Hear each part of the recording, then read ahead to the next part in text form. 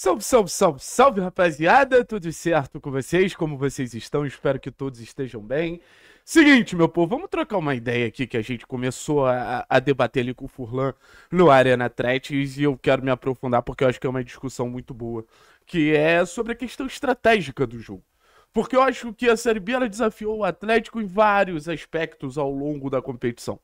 Mas se teve algo que o Atlético ele realmente se sentiu muito assim perdido ao longo da Série B, foi nesse sentido de ter a bola, não ter a bola, ser um pouquinho mais protagonista ou ser menos protagonista. Isso fez o Atlético ser um time muito inconstante, porque o Atlético ele passeava muito entre as estratégias, o Atlético cruzava muitas estratégias. E desculpa, quanto mais o Atlético ele ia para caminhos que ele achava que estava correto, parecia que o Atlético estava mais perdido. E assim, quando eu acho que o Atlético ele entrou numa rota de acesso, quando o Atlético ele entrou numa rota de entender qual era a postura que a competição pedia pro Atlético, para aquele time. Quando a gente passou a ter um jogo mais reativo e quando a gente passou a ter jogadores que potencializavam esse jogo mais reativo. Então a gente vai pro jogo contra o Remo, e isso fala diretamente sobre a capacidade do Atlético pontuar fora de casa, com a seguinte cabeça: a gente precisa fazer esse jogo acontecer. E eu vou bater muito nessa tecla, porque é a ponte do Atlético para a Série A. Ter a bola hoje pro Atlético é uma falsa impressão de domínio e uma verdadeira exposição que vai botar o Atlético numa má situação. Então, respondendo o título do vídeo, qual é a maior inimiga do Atlético nessa reta final de competição? A maior inimiga é a bola.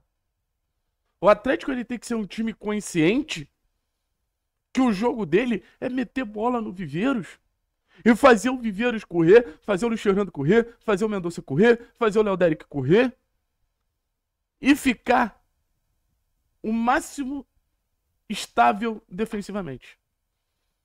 A gente não perdeu pro Atlético Goianiense por causa do segundo e terceiro gol. A gente perdeu pro Atlético Goianiense por causa do primeiro gol. Isso fez o Atlético se desorganizar completamente no sentido de ter que se expor e não conseguir ali, pô, controlar os ataques do Atlético Goianiense, que aí tava muito mais confortável, fechadinho e saindo em transição. Sabe?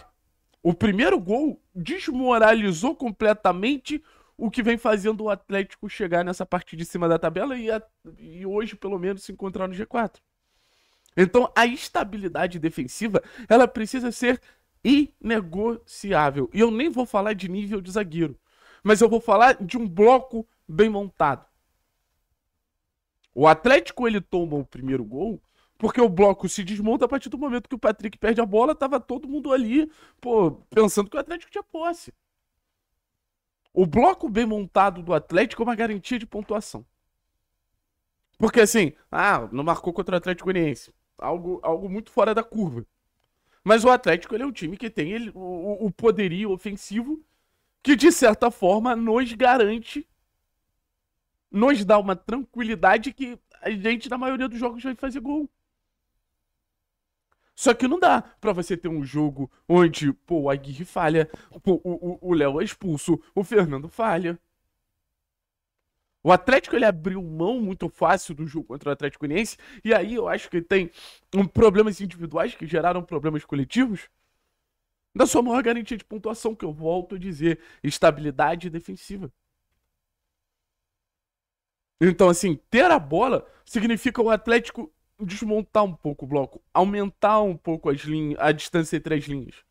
O Atlético não pode ser um time que não tem compactação. O Atlético não pode ser um time que não tem proximidade entre os jogadores, porque senão vai ser exposto. E o Atlético não é um time que foi moldado para defender. Os volantes do Atlético são Patrick e Zapelli. Se você não tem um movimento coletivo para que o time não sofra gol, você tá fudido. Você tá fudido, porque é um time que, querendo ou não, para ter esse poderio ofensivo, para ter essa alternativa ofensiva, cara, esse time precisa escalar um time full agressivo. Me desculpa, um time com Zapelli, um time com o Patrick de volante, mais 3 atacantes, mais alas, é um time full agressivo. Então, a solução para esse time não ser um time exposto é proximidade. O Atlético tomou o gol e distanciou as linhas. Contra o Remo, o Atlético tem que ser coletivamente e defensivamente muito sólido para competir. E você se mantém próximo no jogo de transição, né? Porque você tá com um bloquinho ali e, cara, bola no Viveiros, bola no Mendonça, bola no Luiz Fernando. Esses caras, eles vão ter que ganhar do Reinaldo, ganhar do Klaus e gerar jogo lá na frente. O jogo do Atlético é esse. Em casa, eu acho que aí a gente tem que pensar em outras alternativas. Em casa, eu acho que a gente tem que pensar em outros caminhos. Isso aí eu não tenho dúvida. Mas fora de casa, a ideia é essa. E, cara, o Atlético ele tem um mérito muito grande em relação a alguns competidores que a gente está disputando acesso. O Atlético é um bom visitante. O Atlético, ele, assim, se eu pudesse dar um palpite, o Atlético ele vai conseguir mais o acesso fora de casa do que dentro de casa. Porque as peças são mais compatíveis a um modelo de jogo, que as peças são mais claras no modelo de jogo, sabe? E esse modelo de jogo, ele já nos deu resultado.